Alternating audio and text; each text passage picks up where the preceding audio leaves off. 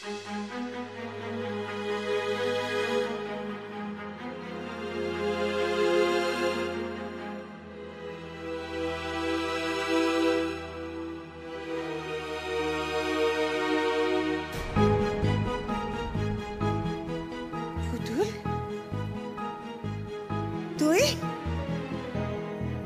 ওমা কোত্থেকে এলে তুমি? পুতুল কি হচ্ছে মা? চোখে চোখে জল কেন? কি হচ্ছে? কি হচ্ছে? কি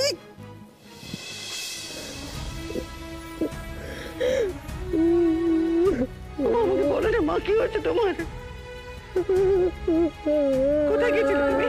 কোত্থেকে এলে? না বললে আমি বুঝবো কি করে? আমি তো কিচ্ছু বুঝতে পারছি না। বলো না, তুমি কাঁদছো কেন? পুতুল পুতুল কি হয়েছে মা? ওরা সাত সকালে বেরিয়ে গেল, এই জন্য তোমাকে আনতি? আরে ছোট ভাই জেলে গেছে, দাদাকে একটু সেলিব্রেট করতে হবে না? আর এমনিতে ও যা বলছে দাদা শুনছে আর আজ্ঞা পালন করছে। তুমি থামো তো। ও পুতুল, বলছি তুমি কি নিজে নিজে চলে এলে নাকি তীর্থকে বলে এসেছো? না বলে চলে এসেছো বুঝি? তোমার তো আবার নিজের কোনো বুদ্ধি নেই। যে যা বুদ্ধি দেবে সেই বুদ্ধিতে তো চলছো। নেহাত অকৃতজ্ঞ না হলে না এই কথাটা তুমি বলতে পারতে না মা। তোমার জানার জন্য বলে রাখি, তীর্থদা হসপিটালাইজড হয়েছে। সেই হসপিটালে দিদিকে একা ফেলে রাখাটা ঠিক হতো না, সেই জন্য ওকে আমরা বাড়িতে নিয়ে এসেছি। এই হসপিটাল কেন? বলি হসপিটাল কেন? এক মিনিট, হসপিটালে যদি গিয়েও থাকে তাহলে সে কথা আমরা জানি না কেন? আমরা কি এ বাড়িতে থাকি না? নাকি আমরা তোমাদের কেউ না? ও না, অবশ্য আমি কেউ না হতেই পারি, কিন্তু মা তোমার তো মেয়ে, তোমার অধিকার জান। ওরা যদি এত আগে থেকে জেনে থাকে তাহলে তোমায় জানায়নি কেন? এখন কান্নাকাটি কিংবা রাগারাগি করার সময় নয়। তীর্থদার অবস্থা ভালো না, খুবই ক্রিটিক্যাল কন্ডিশন। অপারেশন করতে গেলে অনেক টাকা ধাক্কা। তো তুমি করাও অপারেশন। দেখো তুমি তো একমাত্র চাকরি করছো, দাদার চাকরি নিয়ে বসে আছো, আমার আর পলাশের চাকরি খেয়েছো।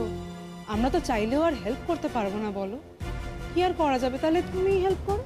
আর তুমি যদি হেল্প নাই করতে পারো, পুতুলদের তো শ্বশুর বাড়ি আছে, ওকে এখানে নিয়ে আসার মানে কি? এজন্যই আমি এখানে আসতে চাইনি। আমি জানি তো যার জন্য তো আমাকে কতর কতর করে কথা শোনাবে। আর এই যে তখন থেকে ওর সাথে আমার কথা বলতে তুই ভুলে গেছিস কি করেছে আমাদের জন্য জীবন? ভুলে না গেলে আমাদের কথা ওকে শোনাতে পারতি না। মাঝে মাঝে না আমার তোকে মা বলে ভাবতে খুব লজ্জা লাগে। এই মেয়েটা আমার কাছে গেছিল, আমার বাবা অসুস্থ হাসপাতালে। আমি একা একা ওখানে বসে বসে কাঁদছিলাম, তাই ও আমাকে এখানে নিয়ে এসেছে। ওই তো দাদাবাবুর সাথে কথা বললো, সব কিছু করলো আর ভাই মিলে। আর তুই ওকে এখন দুষছিস? হ্যাঁ তুই দুষছিস? ও কি তার টাকা বলেছে রে? ও তো পরের মেয়ে। তোর দায়িত্ব তোর মেয়ের সব কিছু দেখাশোনা কর, তোর দায়িত্ব। আমি বলছি শিমুন তুই কিছু করবি না, কিছু করবি না তুই। পুতুলদি, পুতুলদি কি হচ্ছে এটা কি? দেখো এখন ভাগ বাটোয়ারা করার সময় নয়। তুমি তোমার মাকে বুঝিয়ে বলো পুতুলদি, তীর্থদার অবস্থা ভালো নয়। বলো তুমি। তীর্থদার অবস্থা ভালো নয় আমি বুঝেছি, তার অবস্থা ভালো কি খারাপ সে আমি দেখে নেবো কোন। কিন্তু তোমরা তো জানতে। এই পরাগ, কি রে তুই জানতিস, বৌমা জানতে, তোরা কেউ আমাকে জানালি রে? মা শোনো, আমি জানতাম। আমি আমার ঘরে ছিলাম, তখনই ফোনটা এসেছিল তোমার বৌমার কাছে, আর তখনই ওর কাছ থেকে আমি জানতে পেরেছি। তখন আমাদের মনে হয়েছিল যে এই মুহূর্তে আমাদের হসপিটালে যাওয়াটা দরকার। তোমাকে জানালে কি হতো? তুমি তো হাউ হাউ করতে, চেঁচামেচি করতে, চিৎকার করতে। আমাদের মনে হলো হসপিটালে গিয়ে পরিস্থিতিটা দেখা দরকার, তারপরে ফিরে এসে তোমাকে আমরা জানাতাম। আরে তোমাদের মনে হলো হসপিটালে গিয়ে পরিস্থিতি দেখা দরকার? মারছে দেখি মাসির দরদ আজকাল বেশি হয়ে গেছে গো। তাই তো দেখতে পাচ্ছি মা। না হলে কি আর ওরা তোমাকে না জানিয়ে দিদিকে এখানে নিয়ে আসে? তোমাকে ছাড়া তোমার মেয়ের সবটা কিন্তু ওরাই বুঝে নিচ্ছে। মা যদি তোমার মনে হয় যে কোনো ভুল হয়েছে, সেই ভুল আমি করেছি, আর সেই ভুল আমি স্বীকার করে নিচ্ছি। হ্যাঁ, আমার তোমাকে বলে যাওয়া উচিত ছিল, কিন্তু এখন তো জানতে পারলে। এখন অন্তত নিজের মেয়ের দায়িত্বটা নাও। প্লিজ। ও কি কথা? আমার ছেলের চাকরিটা করছো তুমি, তাহলে মেয়ের দায়িত্ব আমায় নিতে হবে কেন? কি বলছো তুমি মা? কি কথা বলছো তুমি ওকে? কতদিন হলো চাকরিটা জয়েন করেছে ও? কটা টাকা মাইনে পায়? দেখো মা, আমার মাইনে থেকে প্রত্যেক মাসে মাসে যে অর্ধেক টাকা আলাদা করে রাখা হতো সেই টাকাটা কিন্তু তোমার কাছেই জমা থাকতো। সেই টাকা থেকে তুমি খরচা করতে পারবে না। খবরদার মা, তোমার মেয়ের তুমি বিয়ে দিয়ে দিয়েছো, তার শ্বশুর বাড়ি আছে এবং তাদের দায়িত্বও রয়েছে। যারা বড় বড় কথা বলছে তাদের বলো না দায়িত্ব পালন করতে। দেখো মা, তোমার ছোট ছেলের কথা বাকি সবাই ভুলে গেলেও তুমি ভুলে গেলে তো চলবে না, বলো। তার কথা কিন্তু তোমাকেই মাথায় রাখতে হবে। তোমার বড় বৌমা তোমার বড় ছেলের চাকরি নিয়েছে, অতএব তাদের কাউকে দেখতে হবে না। তোমার মেয়ের খুব ভালো জায়গায় বিয়ে হয়েছে, ভালো শ্বশুরবাড়ির লোকজন, তারা নিজেরটা নিজেরা করে নিতে পারে। কিন্তু তোমার এই বড় বৌমা বদমাইশি করে আমার চাকরি খেয়েছে, তোমার ছেলেকে জেলে ঢুকিয়েছে। আজকে তোমার ছোট ছেলের পেছনে যদি একটা লয়ার দিতে হয় তাহলে সেটা তো তোমাকেই করতে হবে মা, আর কেউ কিন্তু করার নেই। তুমি যদি তোমার ওই টাকা থেকে একটা সিকিভাগ খরচা করো তাহলে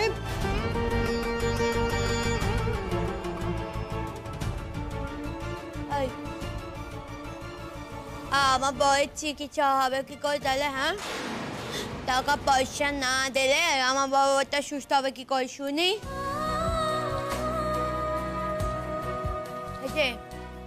এই বুড়ি, তখন থেকে তো তুই শ্রীমুখে দাদাবিষ দিয়েই যাচ্ছিস। হ্যাঁ, এবার তো তুই জানার চেষ্টা করছিস না আমার বউটা কি হয়েছে।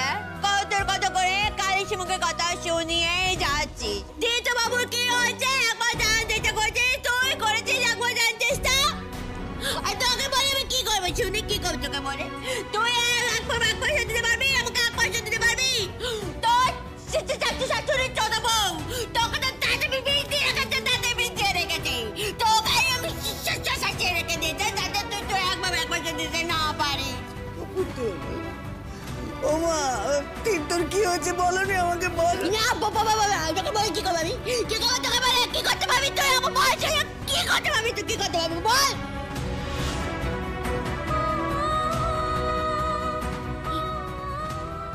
কি করতে পারবো আমি? ও কি কথা? আমি কিছুটি করতে পারবো না বলে আমাকে বলাও যাবে না। আমি মা, অথচ আমার জানারই কোনো অধিকার নেই। তীর্থ তার হার্ট অ্যাটাক করেছে মা।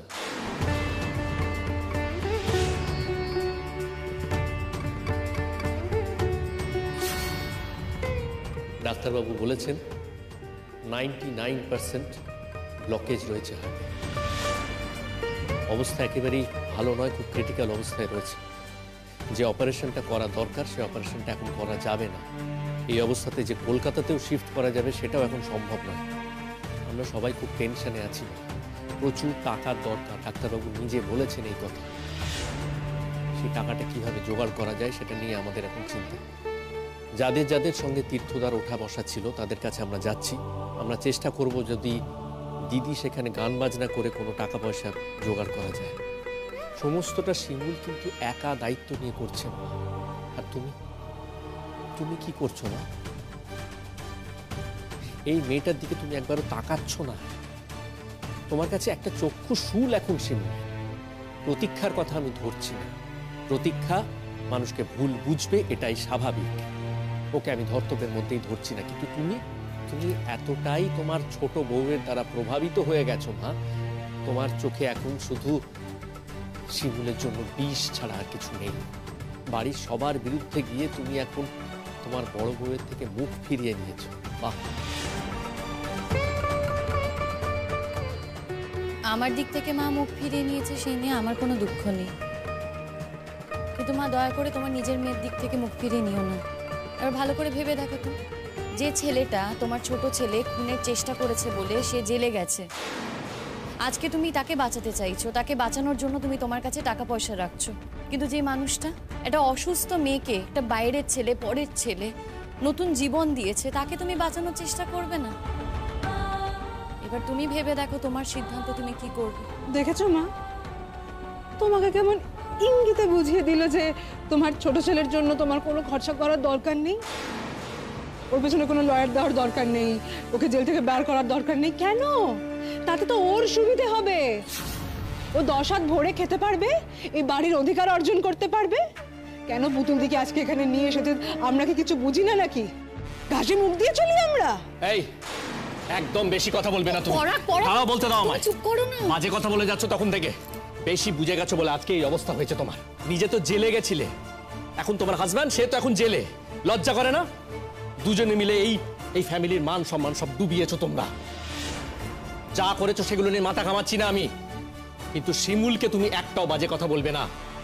I will be the last person, আমি কিন্তু টলারেট করবো না, বলে দিচ্ছি তোমায়। কি করবে তুমি? হ্যাঁ, মারবে আমাকে দাদা? আরে চুপ করো না, কেন করছো এরকম? বুঝতে পারছো না তোমাকে প্রভোক করছে আর তুমি প্রভোক করছো? বারবার তেড়ে তেড়ে যাচ্ছে, এই নিয়ে কেস করবে ও।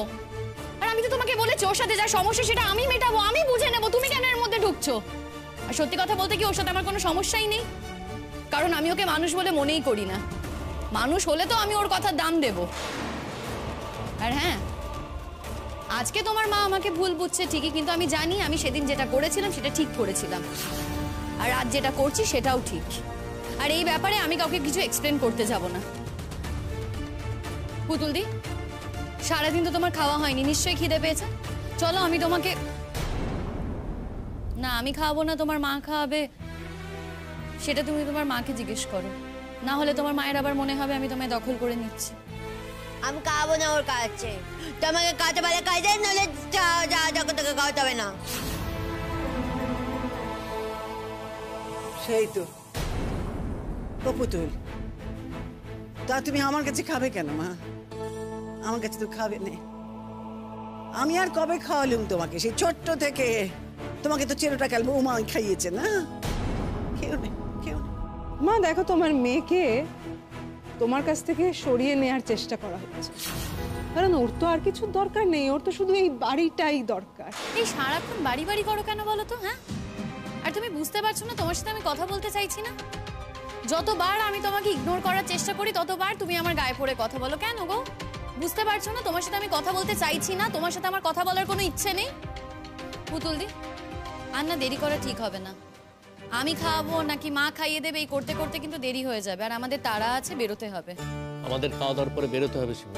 বেরোতে তো হবে, আমি ফোনে কথা বলে রেখেছি, একদম দেরি করা ঠিক হবে না। তাই তো পুতুলদিকে বলছি, পুতুলদি তাড়াতাড়ি করতে হবে। পুতুলদি, তুমি পারবে তো? আমায় তো পারতে হবে রে শিমুল, তাও তো তুই ছিলি, আমার বাচ্চা ছিল বলে আমি আজকে একটুখানি কানে আসতে পারলুম, নাহলে আমি একা একা কি করতুম আমি জানি না রে। আমি যদি 2 লাইন গান গাইতে পারি, তোদের চাচো ছাড়া আমি কি করি বা সব কিছু করতুম বলতো? আমি পারবো, আমি ঠিক পারবো, দেখি পারবো। ও মা, ও পুতুল, তোমাকে তো ভাবতে হবে না মা। আমার যা কিছু গয়নাগাটি আছে আমি সব বেচে দেবো, কোন সব বেচে দেবো। কেন তোমাকে গয়না কেন বিক্রি করতে হবে মা? তোমার কাছে তো টাকা আছে, তা সেই টাকা বুঝি তুলে রাখছো তোমার ছোট ছেলেকে জেল থেকে বার করবে বলে? শোনো, একটা কথা আমি তোমাকে বলে রাখি, পৃথিবীর যে কোনো কোর্টেই যাও না কেন তোমার ছেলেকে কিন্তু তুমি বের করতে পারবে না, এই কথাটা জেনে রাখো। কারণটা জানো কি? কারণ আমি সত্যি কথা বলছি আর তোমার ছেলে মিথ্যে কথা বলছে। এর আগে তোমরা আমাকে বলেছিলে যাতে আমি থানায় গিয়ে বলি যে আমি কেসটা চালাতে চাই না। হ্যাঁ, তোমাদের কথা মতো আমি সেটা গিয়েই বলেছিলাম, কিন্তু না, এইবার আর আমি বলবো না। কারণ পলাশ যেটা করেছে সেই শাস্তিও ডিজার্ভ করে, ওর শাস্তি পাওয়া উচিত।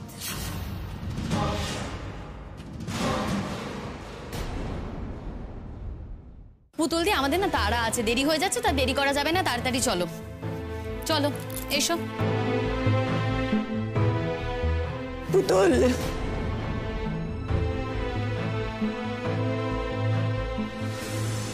ও পরাগ, ও পরাগ, বলছিলাম কি ওই তীর্থ বাবা বেঁচে যাবে তো রে? কেন তোমার এটা মনে হচ্ছে মা? কেন মনে হচ্ছে? তোমার কি মনে হচ্ছে সেটা যদি না হয় তাহলে তোমার মেয়ে তোমার ঘাড়ে এসে পড়বে, তাই তো? ও কি কথা?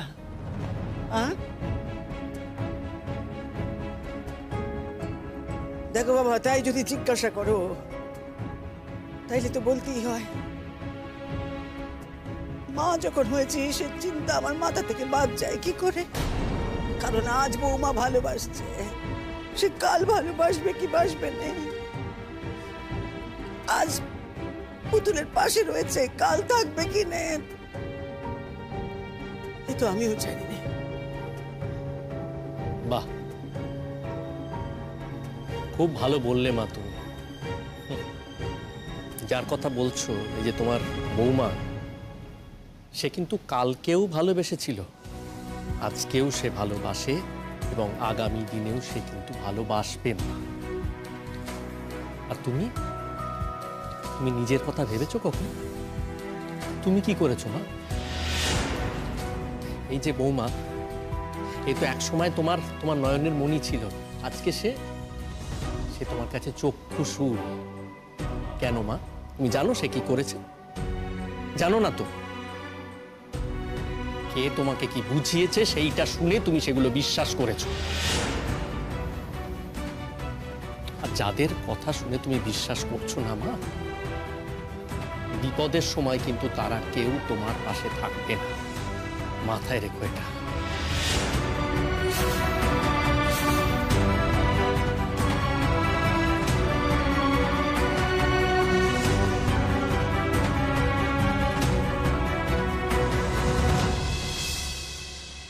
দেখুন, আপনারা তো বুঝতেই পাচ্ছেন মানুষটার এই অবস্থা। সেখানে এই মানুষটা এই ধরনের ছেলে মেয়েদের নিয়ে এতগুলো কাজ করেছে, আজ তার জীবনে এরকম একটা সময় এসে দাঁড়িয়েছে। তাই আপনাদেরকে বলছি, দেখুন আপনারা তো সবসময় পাশে ছিলেন না, আমি টাকা পয়সা দিয়ে হেল্পের কথা বলছি না, কিন্তু আপনারা তো নিজেরাই বলছিলেন যে আপনাদের অনেক রকমের সোর্স আছে, তাই সেইভাবে যদি আপনারা পাশে থাকতে পারেন, মানে এই মেয়েটাকে দিয়ে, পুতুল দিকে দিয়ে যদি একটা গানের প্রোগ্রাম করাতে পারেন। আপনারা তো এটাও বলছিলেন যে আপনাদের মধ্যে অনেকেই আছেন যারা অন্যান্য ক্লাবের মেম্বার, তাই না? দেখুন না যদি কিছু সাহায্য করা যায়। কিন্তু এত তাড়াতাড়ি কি করে সম্ভব? দেখুন, শনিবার দিন আমাদের একটা প্রোগ্রাম আছে, সেদিন দেখতে পারি। দেখুন মানে এটা তো একটা ইমার্জেন্সি কেস, মানে আমাদের পেশেন্ট, তার তো খুব ক্রিটিক্যাল অবস্থা। ডাক্তারবাবু বলেছেন অনেক টাকা পয়সার ব্যাপার। এই মুহূর্তে আমাদের হাতে তো মানে টাকা পয়সাও সেরকম কিছু নেই, সেই কারণেই আমরা চেষ্টা করছিলাম শনিবারে যদি হয় আমাদের কোনো অসুবিধে নেই।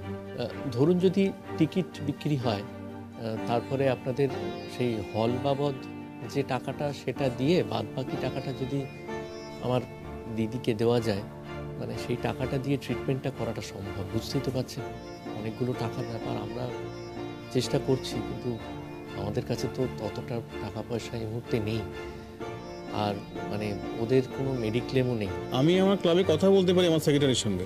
অবশ্য গত বছর আমি বোর্ডে ছিলাম, এবছরে আর নেই। ওরা তো অনেক রকমের প্রোগ্রাম অ্যারেঞ্জ করে, দেখা যাক কি করা যায়।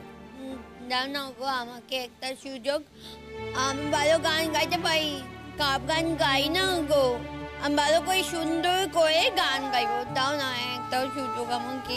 দেখুন, এখন তো ওনাকে কিছু বলতে পারবো না, আর সারা বছরের প্রোগ্রাম আগে থেকেই ফিক্স করা থাকে।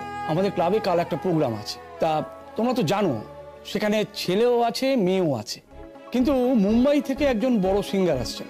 ন্যাচারালি তার আগে তো আমি ওনাকে দিতে পারবো না, তবে আমি একবার অনুরোধ করে দেখতে পারি যে ওনাকে একটা গান গাইতে দেওয়ার সুযোগ দেওয়ার জন্য। তবে একটা গান গাইতে দেওয়ার জন্য কত আর টাকা দেবে? বলবে সুযোগ দিয়েছি এটাই বড় কথা, তাতে মনে হচ্ছে না ওনার বিশেষ লাভ হবে। দেখুন কিছু মনে করবেন না, এখন এরকম পরিস্থিতিই নয় যে পুতুল দিয়ে টাকা পয়সা ছাড়া গান গাইবে, মানে ওর না সেই সময় নেই, সেই সময়টুকু ইনভেস্ট করতে পারবে না। আজকে পুতুল দিয়ে গান গাইতে চাইছে ওর স্বামীর চিকিৎসা করাবে বলে, তাই আপনাদেরকে বলছি যদি একটু সুযোগ করে দিতে পারেন। ও কিন্তু এমনি এমনি কারোর কাছে হেল্প চাইছে না। না, আপনারা চাইলে আমরা আমাদের তরফ থেকে কিছু টাকা পয়সা দিয়ে হেল্প করতেই পারি। না না, আপনারা বুঝতে পারছেন না, মানে আমরা এরকম হেল্প চাইছি না আসলে। দেখুন সেটা যদি হতো তাহলে আপনাদের তো আগেই এসে বলতে পারতাম যে আপনারা আমাদের একটু একটু করে টাকা তুলে দিন, কিন্তু সেটা যদি করি সেটা তীর্থদাকে অসম্মান করা হবে। আর যদি মানুষটা সুস্থ হয়ে ফেরে, এটা তার প্রতি অবমাননা করা হবে। সব থেকে বড় কথা, যেখানে তীর্থদার বইয়ের একটা গুণ আছে, সে তো গান গেয়ে রোজগার করতে চাইছে। সেই জায়গা থেকে ও তো কারোর কাছ থেকে এমনি এমনি হেল্প চাইছে না। শুধু আপনারা যদি একটু সুযোগটুকু করে দেন, টিকিট যদি বিক্রি না হয়, না হলো, সেটা তো আপনারা আগে থেকেই বুঝতে পারবেন, তাই না? আমি তো বললাম যে আমি ক্লাবে কথা বলবো, তবে হ্যাঁ শনিবারের আগে কিন্তু হবে না। যখন আমি এখন প্রেসিডেন্ট, ব্যবস্থাটা আমি করে দিতে পারবো, তবে তার আগে চেক করতে হবে যে শনিবার কোনো প্রোগ্রাম আছে কিনা। অবশ্য প্রোগ্রাম থাকলেও তো 1 ঘন্টা, তার আগের 1 ঘন্টাটা ব্যবস্থা করা যাবে, হবে তো তাতে? তাই যথেষ্ট, তাই হবে। বলছে একটা কথা বলি, এটা তো অনেক বড় প্রোগ্রাম, তা এখান থেকে তো নিশ্চয়ই কিছু টাকা উঠবে। সেখান থেকে যদি পুতুল দিকে কিছুটা কন্ট্রিবিউট করেন, আপনারা আগে দেখে নিন, গান শুনুন, তারপর বিবেচনা করে যেটা মনে করবেন সেটাই দেবেন। আগে দেখি যে ব্যবস্থাটা আমি করতে পারি কিনা। তাছাড়া ওনার তো তেমন কোনো নাম ডাক নেই, উনি আবার স্পেশাল অ্যাবেলড, এটা তো কোনো স্পেশাল অ্যাবেলদের জন্য প্রোগ্রাম হচ্ছে না। সেটা যদি আপনারা মনে করেন তাহলে বরং থাক। হ্যাঁ, হয়তো স্পেশাল এবেল্ট, অনেকের থেকে অনেক কিছুতে পিছিয়ে, কিন্তু গানের ক্ষেত্রে না অনেকের থেকে অনেকটাই এগিয়ে। আজ তীর্থদা ওকে নিয়ে অনেকটাই চেষ্টা করেছিল, কিন্তু যা হয় বুঝতেই তো পারছেন। জীবনে ওর কখনো প্রয়োজন পড়েনি, কখনো সুযোগও পায়নি, তাই গানও গায়নি। আর জীবনে যদি সেরকম প্রেশার না আসে, ভালো করে গান ডেলিভারি করার ইচ্ছেটাও থাকে না, তাই ওরও সেই ইচ্ছে ছিল না। কিন্তু এখন যা পরিস্থিতি, সেখানে ওর মনে হচ্ছে যে ও গান গেয়েও স্বামীর চিকিৎসা করাতে পারে। জানেন তো, এই একটা সময় আমার এই দিদি লোকের সামনে গান গাইতে চাইতো না, কিন্তু আজকে সে নিজেই বলছে যে আমাকে একটা গানের প্রোগ্রাম অ্যারেঞ্জ করে দে না। সে নিজেই বলছে যে সে সবার সামনে গান গাইতে চায়, গান গেয়ে সে তার স্বামীর চিকিৎসা করাতে চায়। আপনি তারপরেও তাকে স্পেশাল লেভেল বলবেন?